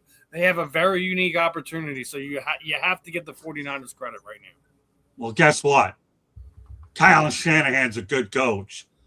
He's the guy that's done a heck of a job with this group. All right, Marvin. Yeah, I think Steve did a great job highlighting everything regarding San Fran. It's really been a remarkable year considering their injuries, and that speaks to leadership. That speaks to him and Lynch being able to get depth in there and have guys who can come in and get ready to play. Purdy, he was out this year and he's just been on fire. That guy, he continues to win me over with his confidence. I mean, he's out there having fun. He's out there, Just to mention his name. I And, gave Rick I gave your credit. I said your comment in the chat, but it's all right, Rick. You still get your credit. I think the bigger story to me is Ben Johnson and Caleb and these Bears. I mean, the Bears have been dead, for decades. They've been nothing. They've been irrelevant, and now these guys look like they have a real future. It's not fool's gold. You're seeing Caleb develop and really come into a player. And you see Ben Johnson and his magic. I mean, he's doing what he did with Jared Goff. You know what I'm saying? And I think Caleb has a higher ceiling. To me, the Bears are the bigger story here. And I think they're a team, an organization who you're going to have to deal with here for the next 10 years. All right. Tommy and Candy, did you both comment on this one yet? No. Okay, you go ahead, Tom. The 49ers won the game, but I think the story is that both of them showed they're ready for the playoffs to make a run for they're legitimate playoff teams ready to make a run, peaking at the right time. The Bears had won 7 of 8 before they lost that game. And now the 49ers have won 7 of 8. So both of them are coming on so strong. They both showed they're ready for the playoffs. Both their quarterbacks showed they're ready. They both threw for 300 yards. So it was a fantastic game. And maybe, I don't know how the bracket's going to match up for the playoffs, but we may see a rematch down the road. Candy? Yeah, I have to give kudos to both teams. I mean, and I hate to say this because I'm not a Bears fan, but they have vastly improved. Ben Johnson has them playing really well. If you listen to Fire Up and you go to the beginning of the NFL season, Samir, one of my commentators, actually projected that the Bears were going to win the NFC North Division. A lot of us disagreed with him, but look where we are now. They definitely won the division. We'll see how far Ben Johnson can take them in the playoffs. But that game was a playoff caliber played game. And kudos to both teams. See, Fire Up has been off the last 2 weeks because it can't do anything on Christmas and New Year's Day. Well, so be it. But Samir did good work. All I'll say is Ben Johnson, now they lost to the 49ers. Here's what's going to end up happening, okay? He gets the Detroit Lions, and he's mad. He got his tail kicked before. It's going to be a long day for the Lions at Soldier Field. All right. With that said, okay, Rick Diaz says, I hate the Bears too, Candy. Luckiest team in the NFL. The coach is full of himself. We will see what happens when he goes into playoffs. Well, guess what? Come on, Rick. That's not Yeah. But with all due respect, you could see this 49ers Bears thing in the NFC Championship game. It's possible you probably could. Well, I don't hope that, but that's just me. Well, all right. Well, just saying. I mean, I got to get Rick Diaz thoughts here, and you could see this matchup a little bit later on. So you never know. Well, he thinks the Bears are lucky. Come on, man. Then that's not luck. Yeah, they're lucky good, who man. was lucky? The Commanders were lucky last season. They were lucky last season, and we've seen it this year that it absolutely was luck. When we're looking at this year's playoff picture, I don't see a lucky team. The only lucky team we're gonna see is the winner of the NFC North. Let's be honest about that. When you look at the rest of it, both of the wild card teams are going to have more than 10 wins. I don't even remember the last time that's happened over the past 10 years. It hasn't happened very often. I don't know. That's pretty interesting. I mean, I'll tell you that division does change. It's hard to believe the Lions themselves are out of they only make the playoffs twice, and now all of a sudden Dan Campbell could be raiding the Bears staff to try to get his next. Here's a game that I'd like to watch out for. Don't be surprised if Eric Bieniemy ends up getting enticed by Dan Campbell to go over to Detroit as their new offensive coordinator. And the reason why I say that is because we all know Eric Bieniemy did a great job with Kansas City working with Holmes. It's just a feeling I have. If I'm right, somebody's got to say I was right. If I'm wrong, well, so what? I'm not in the business for that's the case anyway. So it is what it is. So let's talk about Labor Day, because in the eyes of Seahawks legend running back Sean Alexander, him and his wife have 14 kids. They welcomed their 14th child in September. Some thoughts, Stephen, about this one? Get a vasectomy. It has 14 kids. Wow. I wonder how big his house is. I mean, really. Sean, I hope you made a lot of money. And I don't know where you're going to put all these kids. We're talking kids. We're not talking cats. Marvin. Yeah, that's a lot of kids, man. That's a lot of love right there, boy. That's a lot of meals. That's a lot. I'm thinking about this, the business side of this situation. You know what I'm saying? Summer camp, family vacations, going out to eat. That's rough. But if you blessed like that, man, and you know, and you done made some coin, and you have the ability to take care of these kids responsibly, which I'm sure he does, then hey, man, go out there and get number 15. That's your challenge. All right, Candy. 14 kids. I feel bad for the wife, but caring for 14, you know, but 14 kids. Think about it. We just did Christmas. 14 kids you're buying gifts for, and 14 college educations. And at this point, what is a college education going to cost you if you just are having kids yet now? I just can't imagine. But 14 kids to help you when you're old and need help. So kudos to them. I would be broke and would need right there. You're gonna need public assistance somewhere. Yeah, food. I mean, you know how many at least for us average people. Let's just say that. Yeah. I don't know. Is Sean Alexander considered an average person? I don't even know. Could you also imagine your medical expenses? With God, 14 kids, you have how many doctors? You have how many as they get older? You know, there's a lot to 14 kids. You think, Tommy? Yeah, 14 kids, and the oldest said was a sophomore in high school. So what are you, 15? Wow. The mom's been pumping them out one a year. So, you know, there was an old Seinfeld episode. You gotta tell Sean to stay off her, man.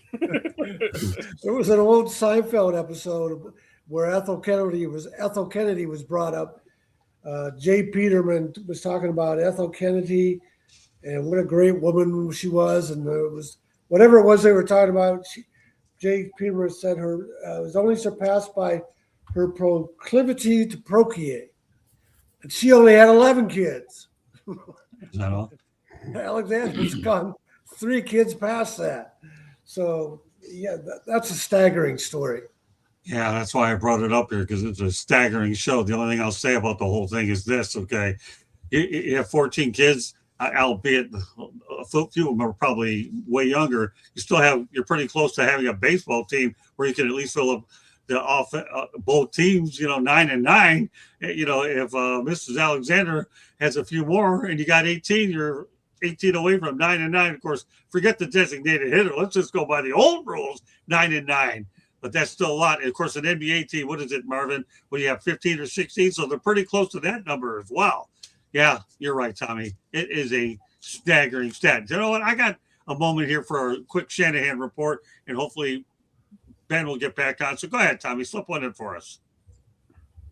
Tom Shanahan report. I have a story up there today about how, and both these chapters are in my book, The Right Thing to Do. They're journalism failures by the sports media. In 1961, UCLA's 8 black players protested the idea of Alabama being invited to the Rose Bowl instead of the traditional Big Ten team. There had been a lapse in the contract between the Big Ten and what was then called the Pacific Coast Conference. And because of that lapse, the commissioner of what was called the Athletic Associations of Western Universities, there were only 5 schools, had the sole power to pick the opponent for the Rose Bowl. And guess who? His name was Tom Hamilton, U.S. Navy Admiral, World War II. Guess who his World War II buddy was? Bear Bryant. So Alabama, from Bryant and Hamilton were scheming to go into the Rose Bowl, and it would have worked if not for the UCLA players protesting. However, the media ignored it. The only guy to write about it was Jim Murray. When Jim Murray wrote about how the UCLA players were threatening to boycott and the UCLA students were threatening to have a protest outside the Rose Bowl. Remember, this is 1961. This is before Black students were organized on campus, more towards the late 60s. So it's a remarkable story. And the media not only missed it, they blamed Jim Murray. They accepted Bear Bryant's narrative that Jim Murray cost them a chance to coach in the Rose Bowl. Only Bear Bryant could turn Jim Murray into a villain. So it's a ridiculous story. The sports journalism has gotten it all wrong. In real time, back in 61, they still get it wrong because last year or 2 years ago, I should say, when Alabama played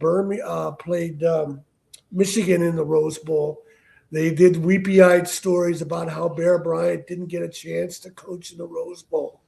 But the other story from 1961, the sports media missed, was the Orange Bowl of 1962. Colorado only had 5 black players, but their team was going to boycott the Orange Bowl unless something was done about Jim Crow, because they wanted their 5 black players to stay with them in the hotel, eat in the restaurants, travel on the same buses, and the Orange Bowl backed down.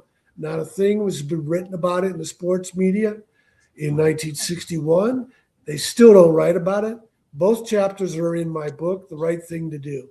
And I have a story out on my website, tomshanahan.report. Great stuff. Glad we can get that one in there. So 2 more topics to go, including our future one, which we'll save for the touch on Rick's comment. I like that one. There you go.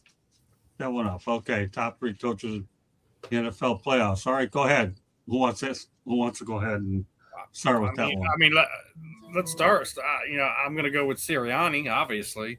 I think, we were just talking about the 49ers and Kyle Shanahan that definitely has to be in there. And, we'll see if Tomlin or Harbaugh goes in there. But, I mean, I don't think we can count out Sean Payton in the Denver Broncos either. So I think you got a few from both conferences that you could say are the top 3 coaches in the playoffs right now. But, as of right now, Peyton and Sirianni are the only ones that are actively in the playoffs right now that have won Super Bowls in the last 10 years. Anybody else want to add to that? Yeah, you got to go Sean Payton, number 1. Just look at what he's done in Denver. Look at his record in New Orleans as an assistant. This guy, he knows how to run a program, and he has to be. To me, they're the team no one's really talking about enough. Is Denver and Sean Payton. They've had some up and downs here with Bo Nix recently, but still, you look at where they are now versus the whole Russell Wilson fiasco. Man, Sean Payton's leading this team and doing a great job at it. Candy? Yeah, but you also have to give kudos to, and I'm not saying they're the top coaches, but you also have to give kudos to the 2 that are new and bringing their teams in. Ben Johnson and bringing the Bears in, and Liam Cohen, what he's doing with the Jacksonville Jaguars. I don't know that we would have thought either team would be making the playoffs at the start of the year, but yet they're both going in with guns a-blazing. All right, let's continue on here. That was a good topic. I'm glad we brought that one up. All right. Well, let's talk about the first rookie. When we talk about rookie quarterbacks, who that come to mind is first-round rookie quarterbacks have lost their head coaches this season. Cam Ward loses Brian Callahan, after a 1-5 start. And obviously number 25, Jackson Dart, and Brian Daboll, a result of 2-8 start. Tommy, pretty sad when you have the number one, when you have top round picks losing their coaches the first year. Yeah, that's interesting that they both coaches got fired. It's kind of hard to grade Cam Ward because the team is so bad, right. But Jackson Dart obviously had his moments. We'll see how those guys develop. Let's hope they can not only hire a good head coach, but a good quarterback coach to work with them, offensive coordinator. Candy? We talked about how when Lawrence came out his first year and how he had Urban Meyer and how that was a fiasco. And look at how long it's taken him to develop into the better quarterback that he is now. He had Urban Meyer, he's had Doug Peterson, and it's just interesting. Marvin's said this numerous times on the show. College game plays at a different tempo that the NFL does. And for you to step off the college field and right onto the NFL field and think you're going to get instant success doesn't happen. It takes work. It takes a good coach. It takes consistency in the coaching ranks. And for both of these young quarterbacks to have changes, albeit the reason why they were picked in the first round is because they went to bad teams. Maybe the best thing is a change in the coaching, but it doesn't help in their development in their first year. Steven? Listen, this is something we've talked about a lot, like not just on this show and other programs with other panel members, but listen, when obviously you're picking high in the first round, it is a bad organization, but it's the same thing we go like when you draft the quarterback, you have to have the stability in place to protect them long term, to make sure that you're getting the most out of this potential investment that whether it's a high first round pick, a mid first round, or late first round, you need to have that continuity with them. Can't be sitting there, barely a year in, you throw out their coach, or halfway through year 1.5, you fire the head coach, and then where do you leave these quarterbacks? And I think it's one of the things that we talk about a lot is I think the quarterback development is severely suffering in the NFL over the last 10 years. And I think this overturn at the coordinators, at the head coaching level is a main reason for it. It's not necessarily these guys are bad. Marvin knows this. Sam Darnold, look what he's done since he left New York.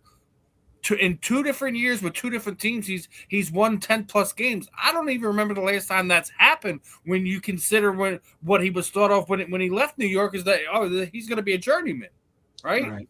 So it's one of these things that you have to have a continuity in place. Like I just sat there. I think Eddie Prather was talking about the job Kellen Moore's done.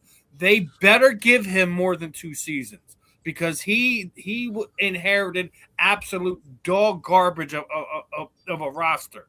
There's one guy on each side of the ball that you could have good things to say about it. The rest of it, no one could pick them at walking across somebody at the airport to know that they were even a part of a football team. You have to protect these kids. They have to have at least a semi-decent offensive line and some type of plan from the head coach and the front office. And everyone who sits there and complains, like we talk about what happened with Eli Manning, when he went in the draft, he didn't want anything to do with San Diego. We talk about how when we talk about last year's draft, how Deion wanted Shedeur to go to a few places. He didn't want him to go here. Who do you get to say on where you get drafted? I don't want you ruining my career. I don't want you running this kid in the ground. As Marvin was sitting there saying, our bodies aren't made for playing the NFL.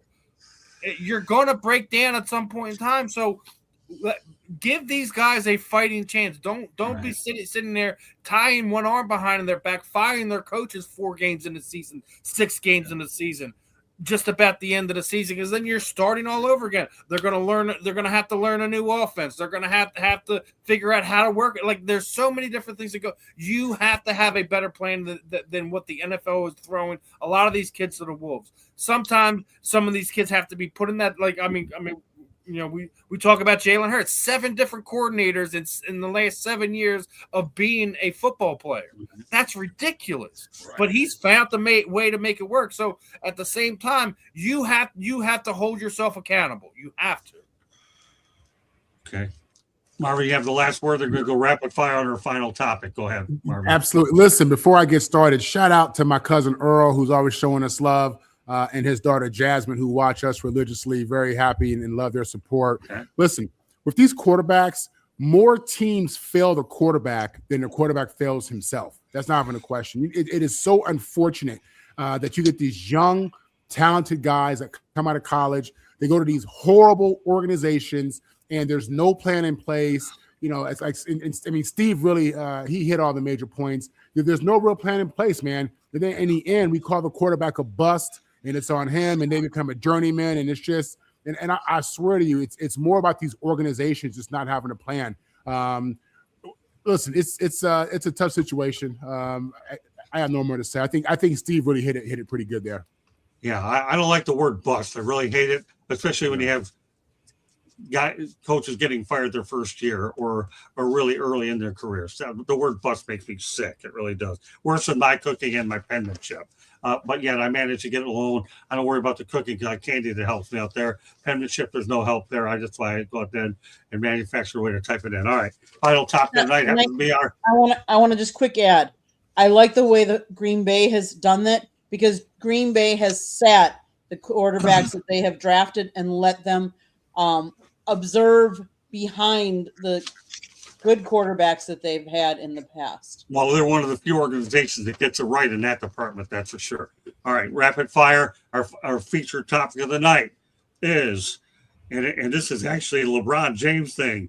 I love the NFL, but Christmas is our day. LeBron James, the NFL is stealing Christmas from the NBA. Which would you watch on Christmas, Tommy, the NBA or NFL? I'm going to give you a little history lesson. It shows you how much cable TV has changed our culture, because there was a famous game in 1971, Miami Dolphins, Kansas City Chiefs. It was played on Christmas Day, double overtime, 22 minutes, full 15-minute quarter, and then it wasn't decided until 7 minutes into the second quarter. And, 22 minutes, that's probably a good hour. Back then, people had their Christmas dinner plans all set. They didn't have an NFL football game going into double overtime and interrupting. And a lot of wives and husbands got in fights about when they were going to serve dinner. And Pete Rozelle ended up having to apologize, and the NFL didn't schedule Christmas Day games for a long time. Now, because of cable TV, our society isn't built around when the Christmas dinner is served. It's built around when the football game or the basketball game starts. So I think it was Charles Barkley that also said the NFL got greedy and they've invaded our game. I saw that too. I was going to bring that up next week, but okay, you let the cat out of the bag. So, so LeBron or Charles, I like what they have to say. All right, so which one will you pick, Tommy? You're dodging the question. You want the NBA or the NFL on Christmas? I don't watch the NBA games hardly at all anyways, so I'll say NFL. But the NFL games on Christmas were no good, and I didn't watch them either. Well, don't get me started there, because Netflix is another animal, and we'll leave it at that. Okay, yeah, Candy. They weren't even available. That's right. Exactly. That's my point.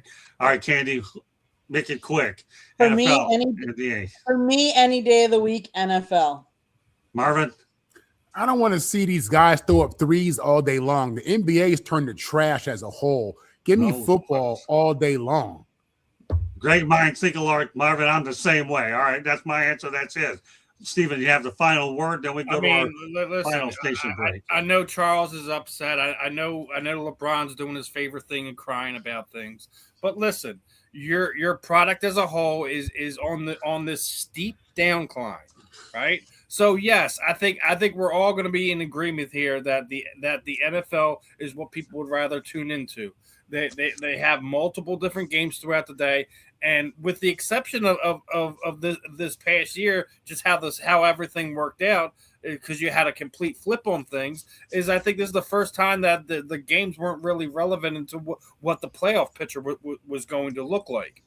So over the past few years where the NFL has taken it over, this is the first one where it really didn't matter, and not a whole lot of people tuned in as they normally did. But they've absolutely stolen the game from the NBA.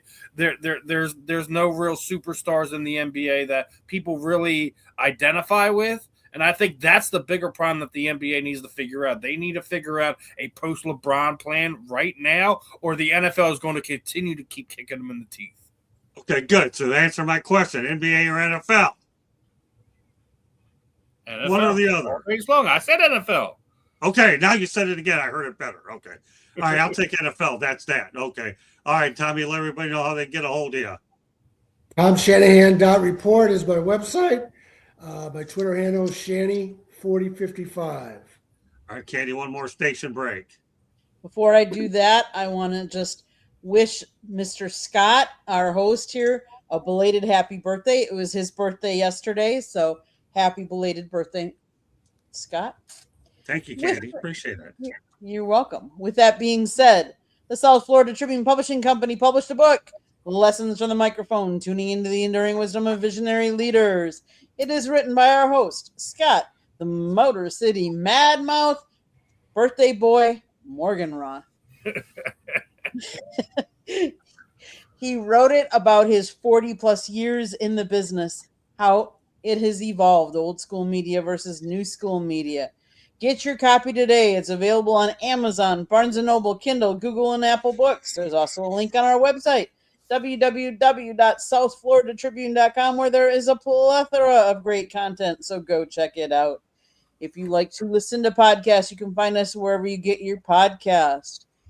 If you want to subscribe to our great programming, there's the QR code. Go take your picture. It'll link you right to our YouTube channel. Hit that subscribe button and then turn on your notifications so you're notified every time we go live. Back to you, Scott. All right, I agree with the comment in the chat room. Adam Silver needs to go. All right, with that said, turn it over to Marvin. Yeah, let me jump on that. Again, Scott, happy belated birthday. You are the head coach of this team. You're a great head coach at that. We should have added your name to this list earlier on. But you can catch me. Listen, I'm South Florida Tribune all the way. I'm on so many shows. I'm so thankful, Scott. And listen, Tuesday, Wednesday, we're doing stuff on Saturday. We're doing a roundtable. A lot of activity going on. Please tune into the South Florida Tribune for everything. Marvin Powell and Marvin on the mic. You may cost me a South Florida Tribune hat the way you keep talking, Candy. We might have to go over there and get him one as well, and get one for Steve. What about mine? Well. I'm always wearing hats. I heard you. Let me finish. I was going to get you one too. Never. I have to interrupt you. Damn it. I know you do, and you do a good job. We'll get you one too, Sister Man. No problem. Hey, I get a bigger discount with two than I do one, Sister Man. We'll get you both one. Don't worry, Tommy. We'll figure something out for you, man. Don't worry. In fact, I got to get that picture of him and I together. We'll put it out there. He's like a giraffe compared to me, this guy. All right, so go ahead, Steven. I like what you do. Yeah, man. We'll obviously, real easy to find me. Just type in the name Steven Rochelle. Real easy to find me on Facebook, Instagram. The handle right underneath my name there is where you can find me on TikTok, on X, on YouTube. As Rick was saying, when's the next show? Obviously, we're the Inside the Pigskin is always right back here every Tuesday from 8:30 to 10:30. Me, Marvin, and Ben will be on tomorrow morning. Obviously, if you missed the announcement earlier, Marvin and Scott's new show will be tomorrow afternoon. we're doing a lot of fun programming on there. I actually have 2 different interviews. This Sunday I got one at 11 a.m., one at 2 p.m. Going to be talking to a newly signed BKFC female fighter, and I have a friend of mine that I haven't seen in a few years. He unfortunately found himself in jail, but he's a combat sports fighter. He wants to kind of tell his story, share his trials and tribulations, hopefully educate some people on some things. So we have a lot of stuff going here on the network, not just inside the Pigskin, not just all the stuff that we're doing. We all are having our own little twist on things, whether it be Thursdays with the Fired Up with Candy and her group of knuckleheads. We always have some type of uniqueness to our programming. We like to keep it fun. When we get idiots in the chat rooms, we always take care of them in our own flair and style. So make sure you guys are locked in for all of it. Smash that subscribe button, regardless of YouTube, Facebook, Instagram, X, whatever it happens to be. Make sure you're heading over to the website, checking out the articles from all our great writers. Show us love on all the platforms, my friends. You're not going to want to miss what we got in store for you in 2026.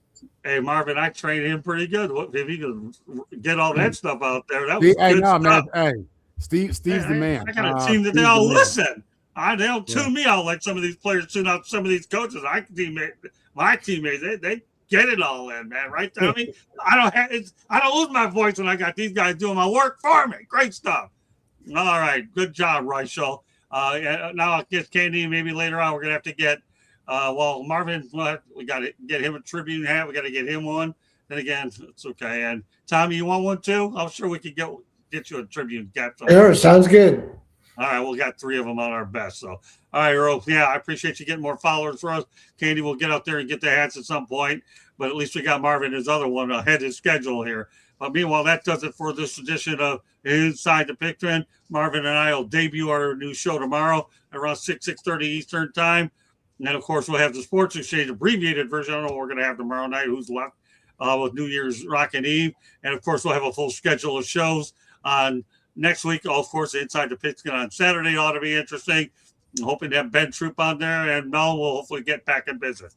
So, meanwhile, on behalf of Tom Shanahan and Ben Troop for a little while anyway, and Candy Ebling, Marvin Paul III, and Steve Reichel, my name is Scott Morgan, Motor City Madmouth. Thank you for joining us. Earl Kinsey was a standout in the chat room, and so was Eddie Prather, and all the other ones are participating. Thank you very much, everybody. See you tomorrow. Good night. Bye now.